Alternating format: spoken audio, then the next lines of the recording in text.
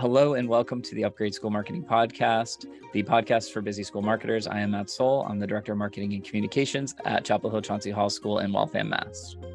And I'm Angie Ward. I'm the founder of Enroll Media Group, a digital marketing agency for schools. Angie, it's good to see you.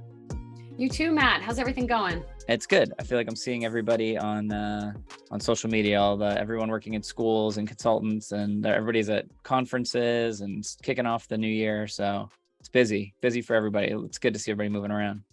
Yes, it is very busy, but for school marketers, it's also important to take time for professional development. So we hope that this podcast is serving as kind of a convenient and helpful form of professional development where people can just kind of tune in, listen in when they have time, and hopefully get some great tips. That's a really good tie-in right there. Look at that. You're pro. Yeah, right. Bringing it right back. See it. I go on a tangent and you bring it back in.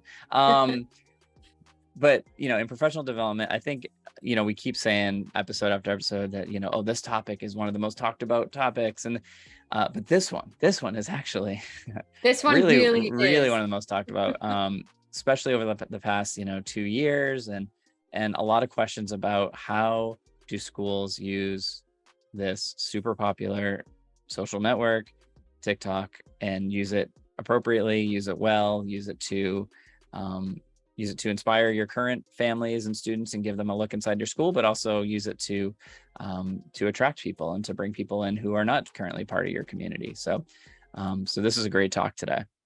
Yes, exactly. And I love this talk with Rebecca from Macaulay School, because, we all know that TikTok is a popular social media platform. We don't need to be sold on that, but exactly how are schools actually using TikTok? Like, what's realistic for them?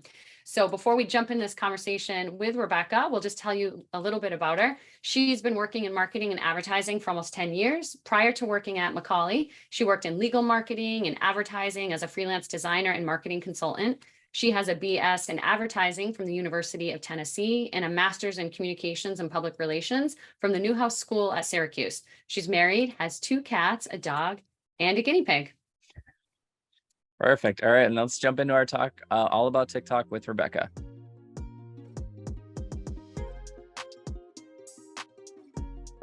Hi, Rebecca. Thanks so much for joining us today. Thank you for having me. Thanks, guys. Yeah, it's great to see you. We're really excited about this conversation. But before we kind of dive into TikTok, why don't you tell us a little bit about Macaulay and your role there? Sure. So I am the Director of Digital Marketing and Advertising at the Macaulay School, and we are an all-boys boarding and day school located in Chattanooga, Tennessee. We serve grades 6 through 12, but our boarding program is 9 through 12. We don't have a junior boarding program. And we are sitting currently around 979 for total enrollment. And then our boarding program is around 322.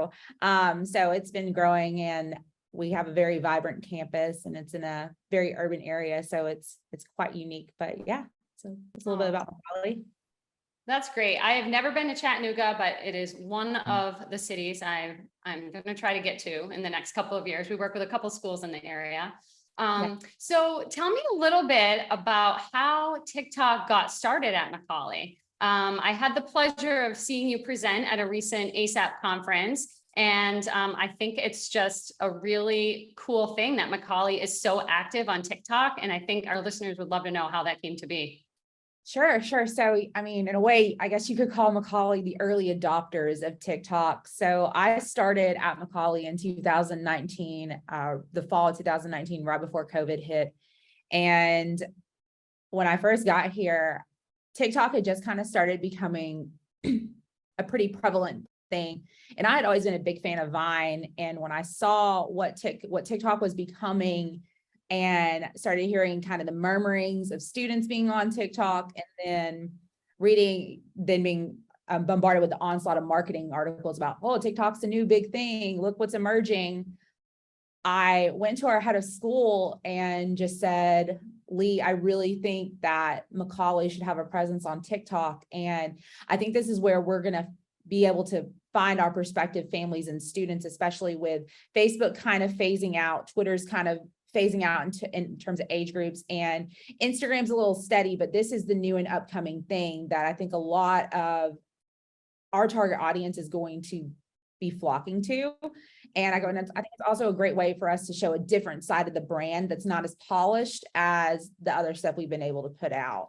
And he was all for it. He was like, absolutely go for it. And so in 2019, fall 2019, the Macaulay TikTok was born. And it was great because while if you go back and look at our TikTok in the beginning, you're going to notice it's a lot of it's centered around football, because that's just where I was present, and that's where the students were present, because it's fall in the South, and that's just part of the culture down here. Is football's a huge deal. So getting to kind of see that side of things, and then it just kind of led up to that we went to the state championship for football that year. So it kind of documented all of that. So we already had that presence going, and then COVID hit, and utilizing TikTok in that way during quarantine and with COVID and everything, I think helped us kind of stay afloat and stay front of mind for a lot of prospective families as well. So that's kind of how I got started. And it's just kind of consistently been going that way ever since. Yeah. And I'm pretty sure, actually 98% sure we were one of the, if not the first independent school on TikTok.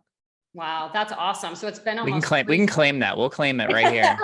All right. First school ever.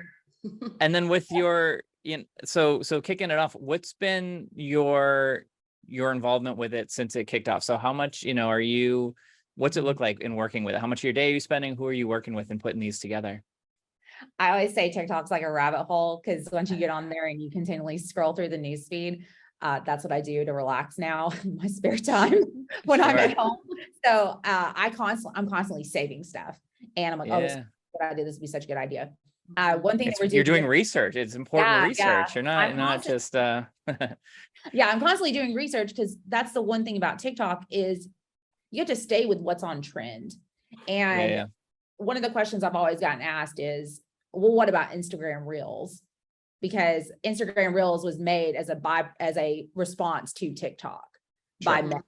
And Instagram Reels is great, but unfortunately, once you see a trend on Instagram Reels, it's already dead on TikTok, because it's already been there, it's been done, it's done. Wow. And somebody has already been taking it, and it's more than likely been shared on Instagram, and then it's already moved past on TikTok onto another trend. So always being on there and kind of looking, even if it's just for pleasure and not business, and you're just scrolling, you always know what's going on. There's not like an exact science behind what is going to trend on TikTok. You really never know. It's one of the most frustrating algorithms in terms of social media, trying to figure out what it is. So you do have to be actively on the platform and seeing what's going on. But in terms of posting content, I have fallen a little short this year and last year, because my roles and duties have changed. So this year we're going to do something a little bit different and start trying to recruit students to help us curate and create content. And in the past, I've had a couple of students who will help every now and then. They'll do one-off projects. So if I see something like, oh, that's really cool, I want to do that, can you go out and make that for me? They'll go out and make it and send it back to me. But this year I want to kind of develop more of a team, a media team that does our TikTok content for us. And what that would look like is they would send it to me, and then I would post it and choose the music and choose everything else, just to ensure that, we're not using music that has bad language in it, and we're not using a hashtag that has inappropriate connotations with it. And then the captions are obviously appropriate to go with our brand. Yeah, and we're looking at Chapel Hill. We're looking at the same thing right now with we have like our student ambassadors who, we have a lot of students who give tours and a lot of people who volunteer for that, but there's not always roles for everybody to do, and more sign up than sometimes there are roles for. So we're actually making a social media team within that this year, exactly what you're talking about. That's kind of how we're framing it, is, they'll be able to be out there. They're in it. It's their world. They're using it all the time. I can use it and do it to kind of research, but they're living in it and doing it every day. So that's the idea, is they'll bring those ideas up and actually be able to go out and film and come back to us and see those things. So Exactly. Yeah, I think the Instagram Reels is a good, I would recommend, as far as just if anybody is really hesitant, and this is just from hearing a lot of different like marketing directors and people working in this, people are hesitant to jump into something new, whether if it is kind of a student young based world. So there's the fear of being not irrelevant, but just, trying to get onto trends and not doing it, and ended up making it looking worse, falling on your face a little bit.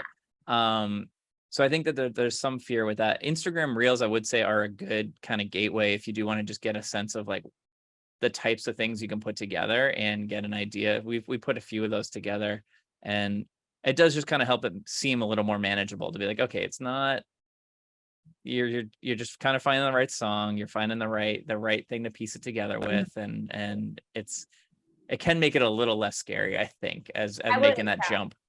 I would agree with that, which it's funny that you say that, trying to find the time, because IGTV was so huge a couple of years ago, and schools are spending all this time putting together this great video content that was probably more polished and more produced than anything you would ever put on Instagram Reels. And at that point in time with IGTV, you were worried, oh, I can't even film this on my phone. But that's the beauty of things like Instagram Reels and Instagram Stories and TikTok, is that it's expected to be filmed on your phone. The more produced it is, the more unauthentic it comes off. Yeah. And that's the best thing about TikTok, is I always say it's the best place to go show your most authentic personality of your brand, because it's gritty, it's broken down, it's unpolished, and it shows a behind the curtain style look at your brand or school that you might not normally put out there on other platforms such as Instagram or Facebook, or even if you're doing paid advertising. Yeah. Which even just in that like explanation of it, you can see why schools would be scared to show a gritty, unpolished side, when a lot of times you work so hard to like make sure that the view book, every trash can has been removed from your from the Photoshop. But it is more real. And I guess this leads to, have you seen in being early into this, have you seen some wins from being on TikTok and putting these things out and showing the real student side out there? Yeah, I actually have. So Angie knows this because she heard me talk about it at ASAP, because I got asked the same question, was, how can you get a tangible feeling about how this is performing? And I had posted a bunch of football videos, and I had done one, I think a promo about us going to state hold on, my years flow together, not last year, year before last. And a kid that came here from Texas, he apparently was on TikTok browsing, and this video showed up on his For You page. And he, as the story I've heard goes, he went running down to his parents and he was like, I have to go see this school. Like, I have to go here. And I was in the Dominican on vacation, and our dean of admission at the time texted me, and he was like, he's coming to Macaulay. Like he is enrolled because he saw us on TikTok, and then that led to him going to Instagram and following us there, and then going through all of our videos on YouTube. So it kind of acted as a gateway for this particular boy who had never heard of us. And it just took one piece of bite-sized content that he like pulled him in, and he was like, oh my gosh, I have to know more. And that's the thing with this upcoming generation, is that's what they look for. They look for bite-sized content. They're not going to sit and watch a 5-10 minute video. They want something that's going to pull them in within 30 seconds. And then that's what's going to sell them. And from there, that's when they're going to start looking. I don't think you're going to buy them with or sell them with a highly produced view book now. That's not what's going to necessarily move the needle, because it's highly produced. And they're like, well, is this as realistic as it looks? Or how staged is this? Is this really what I'm going to be getting when I come here?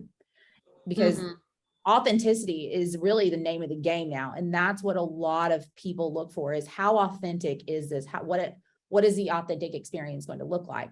And then the other wins for a lot of this is, there's a stat saying that, I can't remember exactly, but Gen Z is much more likely to research and purchase things based off what they see on TikTok now than they are on any other platform.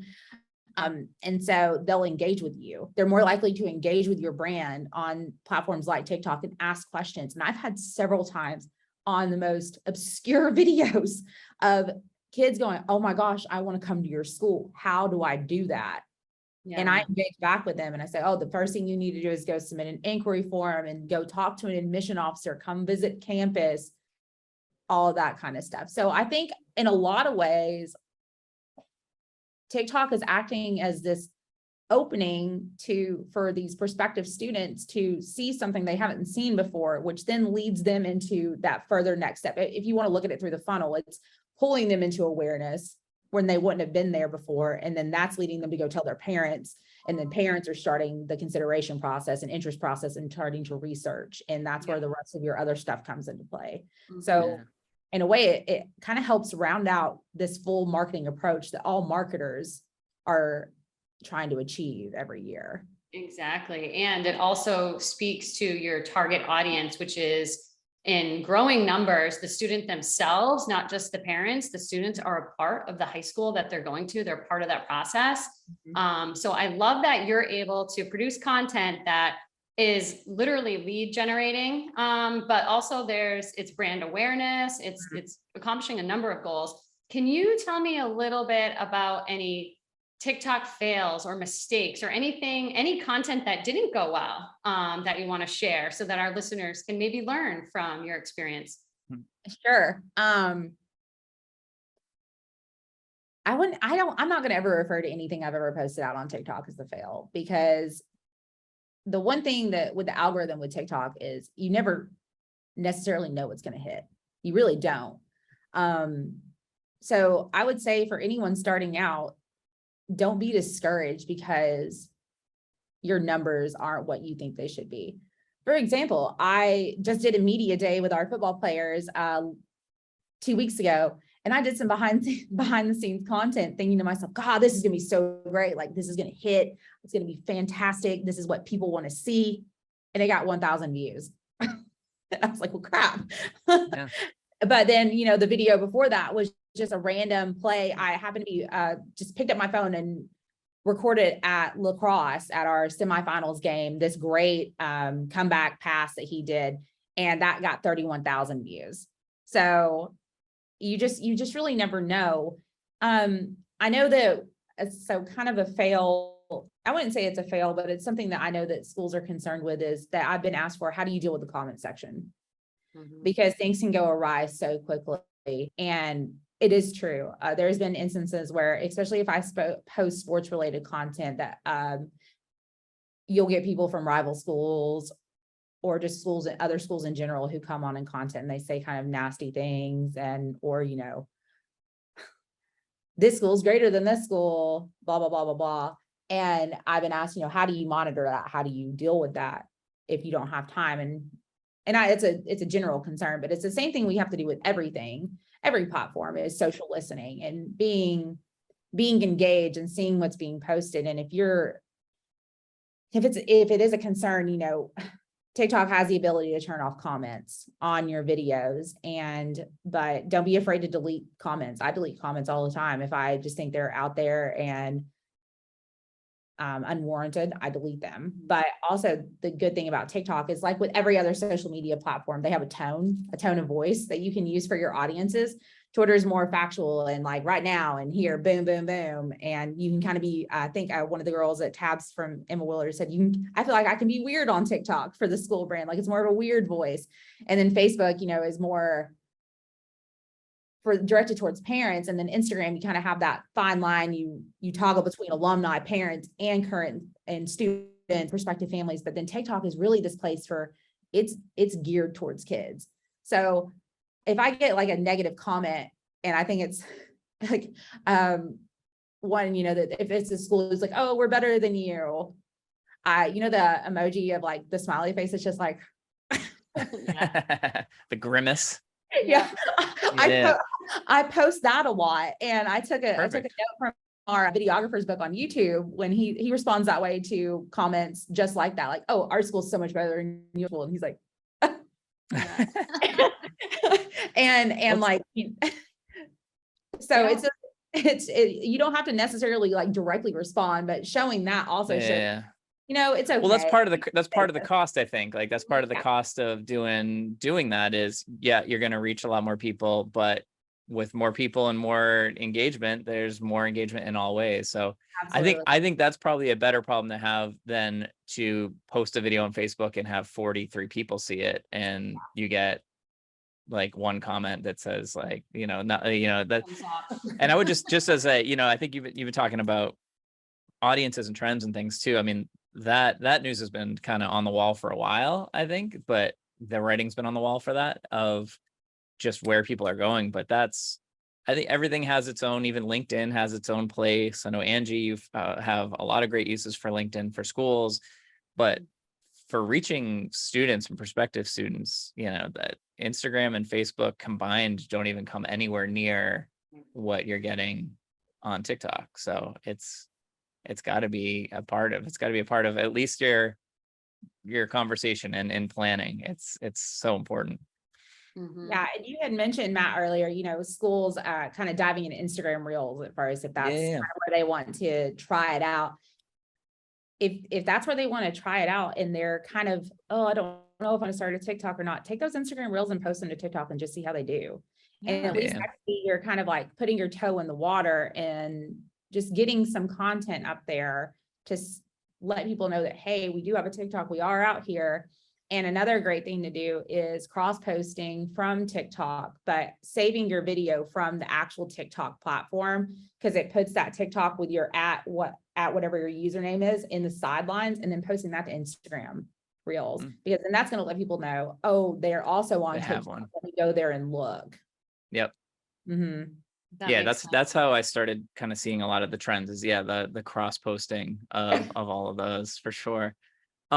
If you were to give advice to a school and like, you're starting a TikTok and you're going to start making content, here are some things to try when you start off and the way you do it. Anything you would recommend? Yeah, absolutely. Behind the scenes content does the best. It really does. Breaking down your brand and pulling back the curtain and showing people what your school actually looks like behind this unpolished view book does extremely well. Putting people in POV experiences that they might not necessarily ever experience. One of the examples I use in my presentation is at the University of Tennessee, they hooked a GoPro onto one of the players' heads while they ran through the T when the entirety of Neyland Stadium was lit up orange. And so you kind of got to experience running through the T, which you'll never get to do unless you're a football player or a cheerleader. And that kind of gave that behind the scenes look. The other things that you can do is using it as a way to answer or give trivia about your school that just doesn't fit in everywhere. The University of Georgia did a great one where it's to that song, I don't jiggle jiggle, I don't yeah. And it features their RAs, and it's like, oh, did you know these things? Like, our first mascot was a goat. I didn't know that, and I'm from Georgia. And so just utilizing it in a way that you're going to have stuff that about your school and about your institution that might not necessarily fit in some of these other platforms, but it would fit in TikTok because it just kind of works. So finding fun, quirky, unique ways to give facts about your school, or facts about, oh, this is how to do the admission interview process. Here's some tips and tricks for this. Tips and tricks for filling out the financial aid application, like making it really fun and more, what's the word I'm looking for? Down to earth. Mm-hmm. So it kind of takes something that could technically be stressful and it makes it more like, okay, I can take a breath. It's not as bad as I thought it was going to be. Dorm tours is a great one if you're a boarding school. Dining room hacks, food hacks are always a really good one. Let me think. AMAs, ask me anything. So utilizing your faculty, utilizing your staff, utilizing your head of school, your admissions people, and having these like ask me anythings of, oh, what are some most common questions you get asked during this? And then using pop culture. If you see something trending in pop culture, go for it. The example I used was Running Up That Hill by Kate Bush from Stranger Things. Everyone took it and everyone ran with it. And if you can find a way to incorporate that and make it relevant to your school, that's going to relate to this audience because they're like, oh, they know what that is. I like that show. So if they like that show, this could be a place that I fit in. Yeah. It's cool. All of those ideas are really great, not just because they are great for marketing to somebody new, but I feel like every single one of those, just the idea you had about, like having a camera on a football player to show running through the tunnel that nobody else would see. That's something that even current students and current teachers and like that is something that is beneficial to everybody to be able to see and would be interested in. So I feel like anytime, like I'm always looking for those areas that cross to be like, it's not just a fully marketing thing that is just for this group. Right. Anytime you can find, which it sounds like just about going through your TikTok channel, like everything on there would be interesting to a current student, a current parent, a prospective student, somebody who has no idea who you are at all. Like it's just interesting, engaging things. It's a community building tool as well. And I think about a retention strategy a little bit. So Rebecca, I know you've mentioned before in a different conversation that using your school's mascot, if possible, makes really good TikTok content. And I saw a TikTok video that you'd shared with me. And it was like, I forget what school, you probably remember, but the mascot was sad because campus was empty. And I thought, what a great retention strategy, right? For the kids who haven't quite committed for the fall or are thinking about transferring. Absolutely. It was Bethel University and Roy, their lion. And the other cool thing about that is they put him through different places in campus that you might not necessarily see and put it all together. So you're seeing different sides of the campus while seeing this mascot who also misses the students. So it's like all these different things that work together in one. And you might not necessarily think about that, but that's what I love.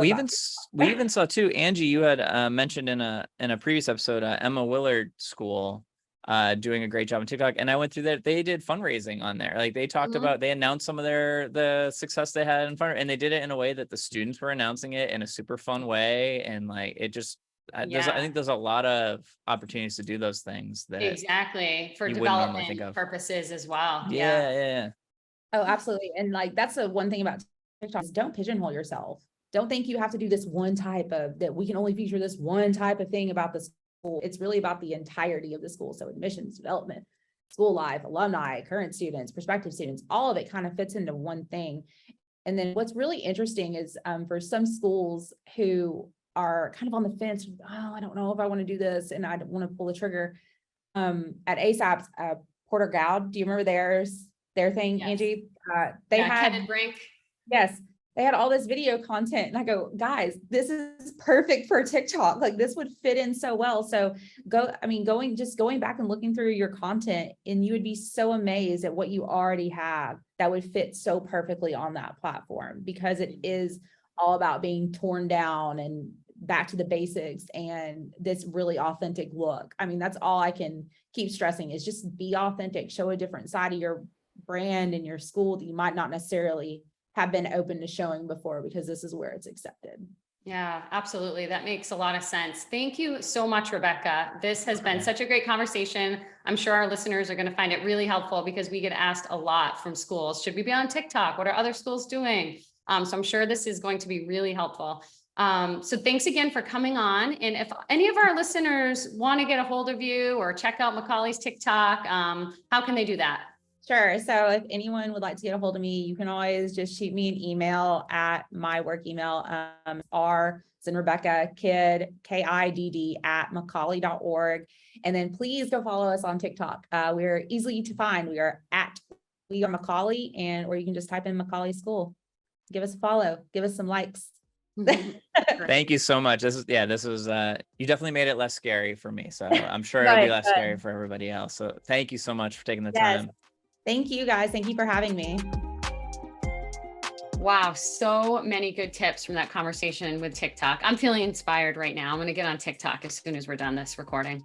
Definitely. We actually did. After talking with us, we did launch ours. We have a few that we've posted, so you can CHCH_school if you want to see a school starting off and how we're going. But so many things that Rebecca mentioned just in the list of the things that that you can post for your community, and we're going right down it, and tons of stuff from that. So definitely worth a re-listen there to go through and make sure to get the, all the little nuggets in the list there that that she recommended. So thank you again, Rebecca, for coming on, and hopefully we can have you back.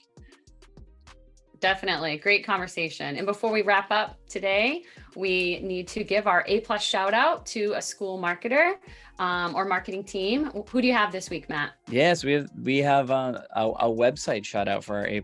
It is the Robert C. Parker School. So the team that helped put together the Robert C. Parker School, their new website, they relaunched their website.